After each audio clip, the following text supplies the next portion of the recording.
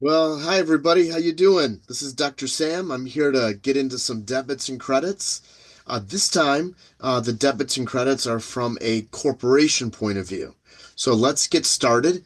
And I just want to kind of create the accounting equation. If you remember from your introductory chapter in Accounting 1, the accounting equation for a corporation looks something like this. We start off with assets, and then this accounting equation has to equal the assets on one side have to equal the liabilities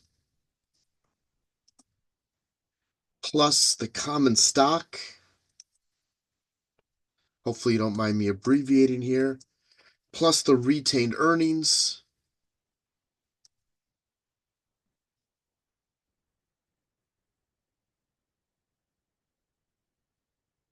And then we subtract out the dividends.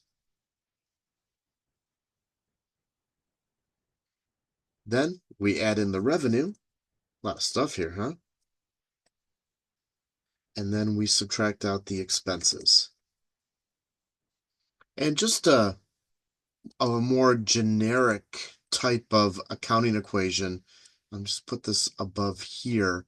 So if you didn't want to get into this kind of detail, the basic accounting equation is assets equals liabilities plus the stockholders' equity.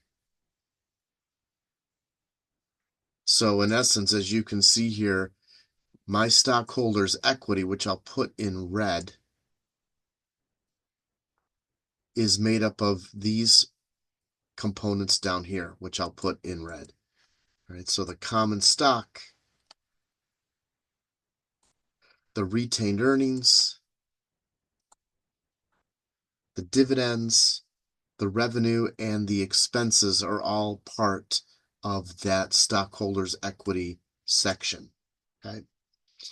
So from this information, what we're going to do is I'm going to kind of create the whole debit and credit set of rules, and hopefully, it'll make some sense. Keep in mind that when you're learning debits and credits, sometimes it feels like things are backwards from the way you may have interpreted in your past what a debit or a credit might be. I know a lot of us are familiar with debit cards and credit cards, but in reality, what you're going to see as a debit and a credit in accounting class doesn't seem to kind of jive with a debit card and a credit card. So I guess what I'm trying to get at is I want you to approach this as if you're learning a new language, a word that you may have thought you knew in a different language, and then when you actually hear it translated, oh my God, I wasn't even close. So debit and credit are going to feel like that. Another little word of advice, so to speak, is that a lot of students come into accounting thinking, boy, I could have swore it was the other way around. I feel like it's backwards. And the reason people have that type of thinking is that we're so used to being the consumer that we're always looking at debits from one point of view, but in reality, when we hear the words debit and credit, it's actually from the company's point of view. If you remember in a previous chat that I have done or a video that I've done, I mentioned that an accounts receivable to one party is an accounts payable to the other party. An asset to one is a liability to the other. A revenue to one is an expense to the other. So we have to keep in mind whose point of view are we looking at things from. So if things get a little backwards for you, just remember you're so used to looking at it from one side, we're now looking at it from the other side. Okay? So to help us do this, I'm going to utilize T accounts. And a T account is literally called a T account because it looks like a capital T. So let me just draw one here to kind of get us started. And what I want you to know that every T account has a debit side and a credit side. The debits are always on the left, no exception, and the credits are always on the right. In case you're wondering, The abbreviation for debit is DR, and the abbreviation for credit is CR. And this goes back many moons. I think the person who actually invented double entry accounting, his name was Luca Pacioli, an Italian monk. And basically, what he did is he took accounting as it was back in the day. And just to give you some perspective, 1400s, 1500s. In fact, Leonardo da Vinci was a friend of his, and Leonardo da Vinci actually illustrated one of his textbooks. And Luca was a mathematician by trade. And in one of his chapters in one of his math books, he had a section or a chapter on business, and within that section was a section on double entry accounting. Basically, uh, kind of like created a new way of doing it because the old way had too many inconsistencies. It used to be just one move, and now he created double entry accounting, which was involving two moves to make sure that, your books are always in balance. No system is perfect, but it was way better than the original format that people were using. So basically, kind of re-engineered how accounting was done, and we've been doing it pretty much that way ever since. But back in the day, the word debit and credit, in case you're wondering, you might be on Jeopardy some night and you can sound really, really smart.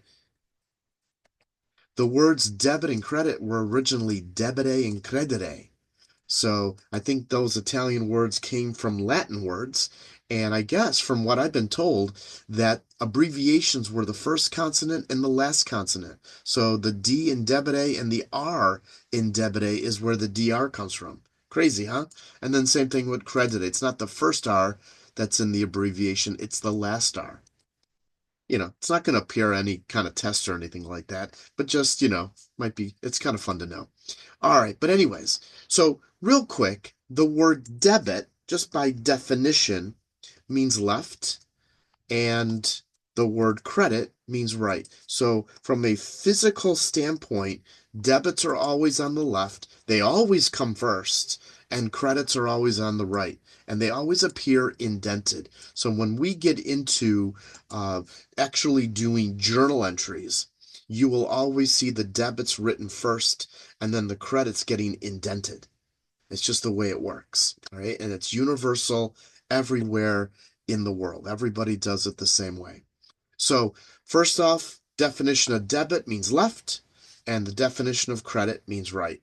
If things just ended there, life would be easy for people learning accounting. But unfortunately, they have to make things more challenging.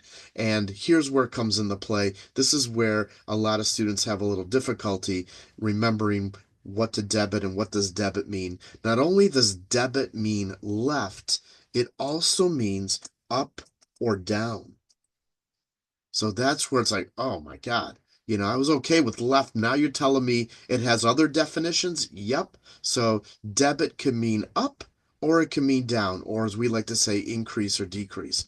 And the same thing with credit. Credit can mean up or down. So that really kind of creates a little bit of havoc in what we're trying to learn because now these two names have like different definitions. So my job today is to kind of get you acclimated to when does debit mean up and when does it mean down. If we can accomplish that goal, you're going to do great in your accounting classes. If you never get this information, if it doesn't sink in, you will struggle in your accounting classes. It's that critical. It is the foundation. It's like the rule book. So what I'm going to do is I'm going to create a series of T accounts.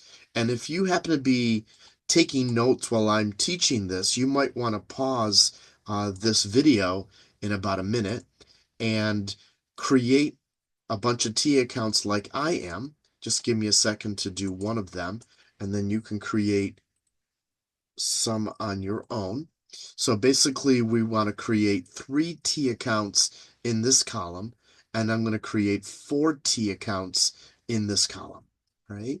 So if you want to go ahead and do that, and then when you're done, you can join in with me or just stay with me and, you'll see how I do this.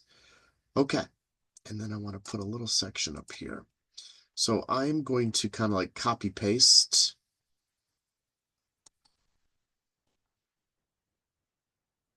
So I've got 3 T accounts on this side, and then I want to do the same thing over here.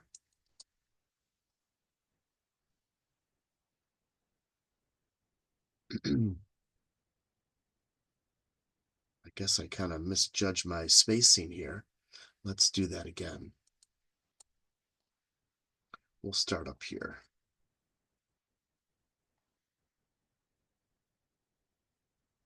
I probably don't need to make my T accounts this big, but nonetheless, we got 4 T accounts, okay? So what I would like to do now with these 4 T accounts is kind of create the rule book for us, right? So let's go ahead and do that.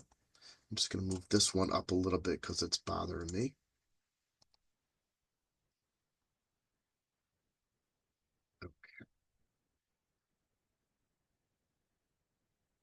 All righty. So looking at this accounting equation, I notice that the first thing in the accounting equation are assets. So let's go ahead and label this first T account assets. Now, what we need to realize is that, you kind of have to take a leap of faith with some of this information, and let's just assume that the word debit means up. So when you're dealing with an asset, every asset, and yes, there's some exceptions, but until you are exposed to those exceptions, every asset goes up by a debit. So if you're asked, hey, how do you increase an asset? Debit. All right, so debit means up. The word debit means up when we're dealing with an asset. All right, so yes, debits are always on the left, as you can see here. But when you're dealing with an asset, the word debit means up. So if you remember from your first chapter, we had a bunch of assets. For example, we had cash, we had supplies, we had equipment, we had buildings, we had prepaids, we had receivables, land, equipment. I already have equipment. Inventory could also be considered an asset. So there's a whole bunch of assets, and there's a lot more than I'm just writing here, but just to remind you of what some of the assets were that you got exposed to in the first unit. Okay, and I'll just kind of make a little road here to show that those are examples of assets. So if you're doing a question on a test, on a quiz, in a homework assignment, and you're trying to figure out how do I increase cash? Well, cash is an asset. You increase an asset by a debit. So these accounts being assets, they go up by a debit. Okay? All right, let's go over here. Let's label this T account liabilities. Liabilities are the next one in the accounting equation. So let me put a nice little big box around this accounting equation. So I got a quick question for you. This isn't really hard, but the answer is going to be really easy for you. Do you agree liabilities are on the opposite side of the equal sign compared to the assets? And of course they are, right? So I'm not going to use any rocket science or accounting science. I'm just going to use this little made up equal science. Since liabilities are on the opposite side of that equal sign or that equation, then I'm going to conclude liabilities work exactly the opposite of an asset. So if an asset goes up by a debit, a liability would go up by a credit. That's it. Don't overthink it. Don't ask why, but what's it? Don't do that because it'll just drive you nuts. All right. We just use this equation to create the rules. And then once you've mastered these rules, you can apply them in all of those accounting situations that you're going to run into in your chapter 2 of your accounting course, or mod 1 or mod 2, unit 1, unit 2, whatever it happens to be. Okay, so let's recap. We started with assets. You had to take a leap of faith with me. We said the way an asset goes up is by a debit. Well, think of A as like A for anchor. This is our anchor. We got to start on a positive footing. We read from left to right. Another way to remember that we're going to start with plus.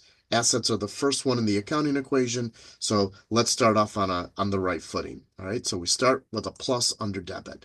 Liabilities are on the opposite side of that equal sign, so liabilities work exactly the opposite. So let's go to the next one, common stock. And I'm going to ask you the same question. Do you agree common stock is on the opposite side of that equation compared to assets? And of course, you're going to say yes. So therefore, it works the opposite. The next one, retained earnings. Retained earnings is also on the opposite side of that equation, so it too works the opposite of an asset. Nothing fancy. Literally, assets are on one side and all the ones that are on the other side are working the opposite. Let's skip dividends for a second and let's go to revenue. Now, these are earned revenues, not unearned. If you remember, unearned revenues are liabilities. So these are earned. Revenue is also on the opposite side of that equal sign compared to assets, so it too goes up by a credit. So liabilities, common stock, retained earnings, and revenue are on the opposite side of the assets, so they work the exact opposite of an asset. Okay, I skipped dividends. Let's go to dividends right now. Dividends is also on the opposite side, but look at the math sign in front of the word dividends. It's a minus sign. So even though dividends is on this side of the equation, mathematically it's working opposite of this side. It's working opposite of this side. So if this side is working by increasing by a credit, if dividends mathematically is working opposite, it's going to end up on the debit side. Or another way to communicate this to you would be, imagine you're taking your introductory algebra class, some math class that you've taken probably in high school or college, and I said to you, can we get rid of dividends in this equation? Wouldn't you like go, oh, I would add dividends and it would cancel out, right? And when you add dividends to this side, don't you automatically then have to add dividends to the other side of the equal sign? So if I wanted this equation to have all plus signs in it, dividends would actually end up on the left side. I'm not saying dividends are the same thing as assets, not even close. I'm just saying that it goes up by a debit. And then finally, the last thing, expenses. Expenses, you tell me. Use the same logic we applied to dividends, and if you are using the same logic, you would have concluded that expenses go up by a debit. Okay? So if you know how an account goes up, you automatically know how they go down. So assets, if they go up by a debit, they would go down by a credit. And same thing with liabilities. So assets and liabilities, out of the 7, these two, let's see what color I can put them in. These two can go up and down. All right.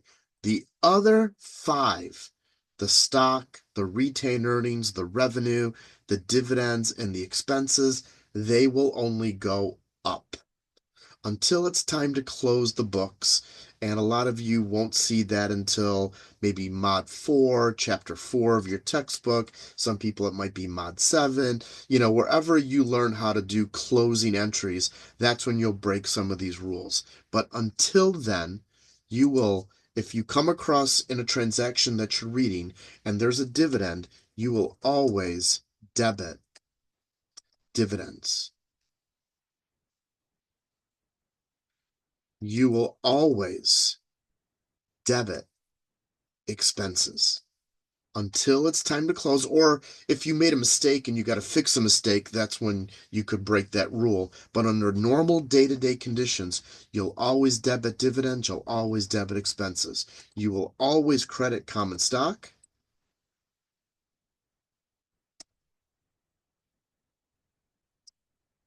You will always credit retained earnings until it's time to close the books. And you will always credit revenue.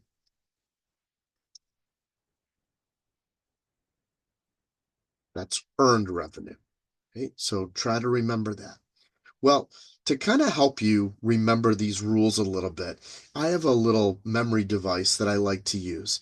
And I think I came up with this over 40 years ago. and I started applying it to my first accounting class that I ever taught, and all the students loved it. They told me that it really helped them to remember the rules. In fact, I still hear from some of my students from years ago, and I still hear from people on YouTube telling me how much this has really helped them to master these rules. So I'm going to share that with you right now. So pretty much what I tell my class when I'm face to face with them, I go, "Have you ever heard of lemonade? Have you ever heard of Gatorade? Have you ever heard of Powerade?" And of course, everybody's heard of that. And I said, "Well, I've invented my own drink, and it's called Debitaid." All right. So Debitaid, we'll just kind of write that over here. And my little drink,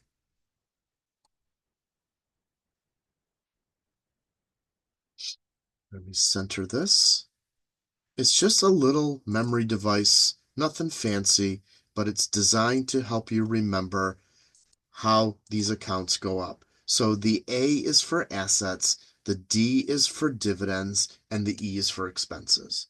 So we've got debited accounts. So my debited accounts go up by a debit.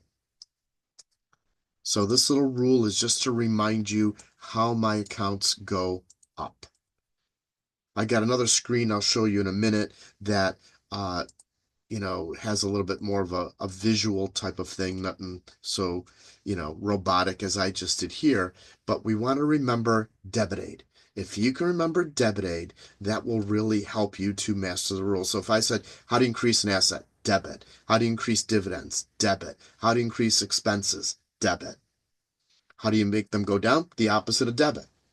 What if it's one of these guys? Well, if a debit account goes up by a debit, these other four must be going up by a credit.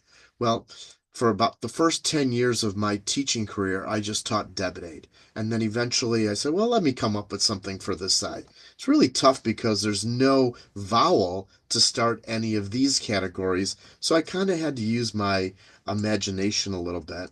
And what I came up with was liquor to keep the drinking theme going. So debitade sounds like lemonade, and then we need something a little bit more harsh, I guess. And I came up with liquor. So we've got our debitate accounts and we've got our liquor accounts. And I can't really make this too fancy in this environment, but I'll show you a little bit of a visual in a second. But what's really cool about liquor, and by the way, the L is short for liabilities, the C for common stock, the R for retained earnings, and the R for revenue. Okay, so that's where they came from. But the cool thing about the liquor memory device is that the abbreviation for credit, CR, is built right in. All right, so let me just kind of liabilities, common stock, retained earnings, and revenue, just in case you don't remember. And over here, A is for assets, the D is for dividends, and the E is for expenses. So literally, if you can remember debitate and liquor, you will just do great in your accounting classes, because if you can't apply these rules, you're going to be in trouble. Okay. So for example, if I said, how do you increase cash? Cash is an asset. How to increase an asset? Debit. How do you increase accounts payable?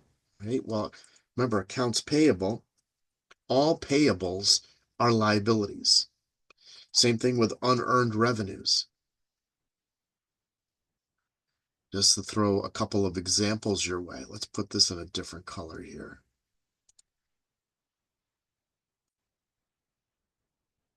So accounts payable, notes payable, wages payable, liabilities. Unearned revenue, liabilities. Okay. So if the question that you're being asked is, I know accounts payable is in the mix and it's going up. How do I increase accounts payable? Credit. Why? Because it's a liability. All right. So if you can remember debitate and liquor, you're going to be in great shape in remembering the rules. So let me just kind of highlight this information here in purple and highlight this in purple. And this would be a great Kodak moment right now. So if you can remember this or take a picture of this, be great to have, easy access to whenever you're doing homework or a test or whatever. So I promised you a couple of better visuals than this little robotic view that I just gave you here. So I think I've got something here. There we go. So if you notice, here's my little debit aid, and here's my little liquor. Okay? This may not be a bad picture as well. And just a quick little memory device here too to kind of help you with notes, more of a cheat sheet. Remember, when you're doing transactions, always a minimum of 2 moves. You got to do at least 2 moves because your debits have to equal your credits. Always remember that. Okay. First time you use an account, that account has to go up. Remember that you can never have a negative balance in any of these categories. Always have to have a positive balance. Right? Remember that you're always doing the books from the company's eyes, not from the stockholder's eyes, from the company's eyes. If you come across the word paid in a transaction, automatically one of your moves will be to credit your cash. Nice. And I like to call my equity accounts my shopping cart accounts, right? And my shopping cart accounts, they always go up. Remember back here with the debits and the credits, the only ones that went up and down were the assets and the liabilities. But the other 5, dividends, expenses, common stock, retained earnings, and revenue, I refer to those 5 as my shopping cart accounts because they always go in one direction, and that is up. All right. Well, hopefully that helped you with your debits and your credits. Hopefully it'll enhance whatever your teacher has gone over in class, and I wish you the best in your Counting 1 class. Without this, you really won't succeed in your accounting course because you need to know your debits and your credits. All right. Great seeing you guys again. We'll look forward to doing another video for you. Take it easy. Bye-bye.